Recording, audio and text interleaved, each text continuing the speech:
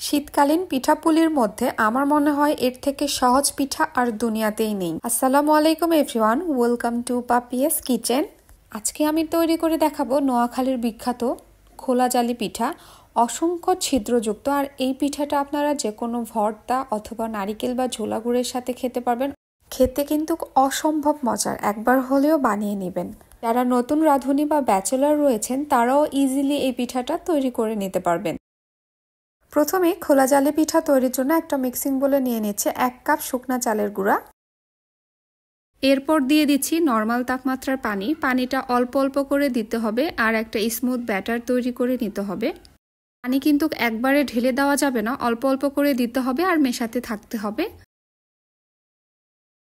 ব্যাটারটা যখন এরকম ঘনত্বে চলে আসবে এ পর্যায়ে এখানে আমি অ্যাড করে দিচ্ছি 1/2 চা চামচ লবণ আর দিয়ে দিচ্ছি একটা মুরগির ডিম। এখানে আপনাদের হাতের কাছে যদি হাঁসের ডিম থাকে তাহলে আপনারা হাঁসের ডিম দিয়েও তৈরি করতে পারেন, এতে পিঠাতে অনেক বেশি জালি ক্রিয়েট হয়।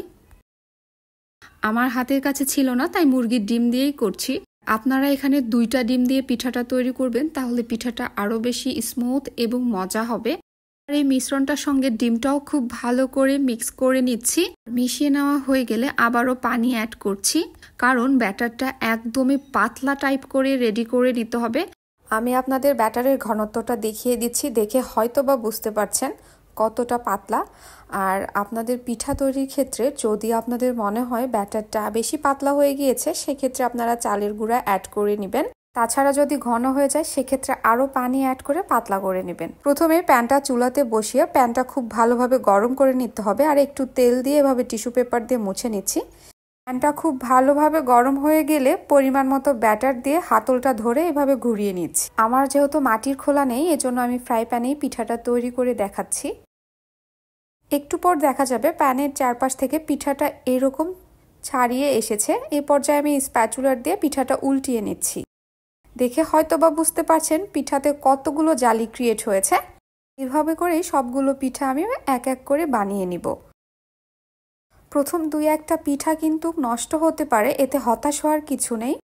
চুলার তাপ শুরু থেকে শেষ পর্যন্ত হাই ফ্লেমে দিয়েই কিন্তু পিঠাগুলো সব তৈরি করে নিতে হবে। 1 কাপ চালের গুঁড়া দিয়ে আমার প্রায় 8 থেকে 9টা খোলা জালি পিঠা তৈরি হয়েছে।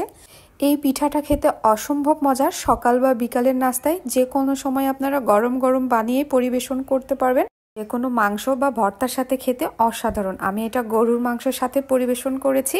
রেসিপি ভালো লাগলে অবশ্যই একটি লাইক দিবেন এবং চ্যানেলটি সাবস্ক্রাইব করে পাশে থাকবেন। আজ বিদায় নিচ্ছি, আল্লাহ হাফেজ।